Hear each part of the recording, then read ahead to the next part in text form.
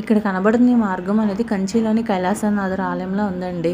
ఇక్కడ శివుని విగ్రహం వెనకాతల ఈ ద్వారం ఉంటుందన్నమాట. ఈ ద్వారం గుండా బయటికి వెళ్ళగలిగితే వాళ్ళకి మోక్షం ప్రాప్తిస్తుందని అక్కడ నమ్మకం అనమాట. ఇలాంటి వీడియో ఇదివరకు మోక్షస్తంభము, సర్పస్తంభం ఈస్ట్ గోదావరి జిల్లాలో ఉందని ఒక వీడియో చేశాను కదండి. ఆ విషయాన్ని మళ్ళీ మీతో చెప్తాను.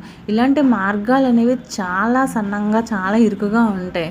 ఇలాంటివి కనబడినప్పుడు వాటిని చూసి మనము అద్భుతాలు అని అనుకొని ఎంజాయ్ చేయాలి. ఇలాంటి వాటిలోని మనం దూరగలము, వెళ్ళగలము, వెళ్ళి రాగలము అని కాన్ఫిడెన్స్ ఉంటే మాత్రం వెళ్ళండి. లేకపోతే కనుక వెళ్ళి ఇరుక్కుపోయి ఇబ్బందులు పాలవడం అనేది కరెక్ట్ కాదు. ఇలాంటివి నిజంగా అద్భుతాలేనండి. ఇలాంటివి చూసి ఎంజాయ్ చేయండి.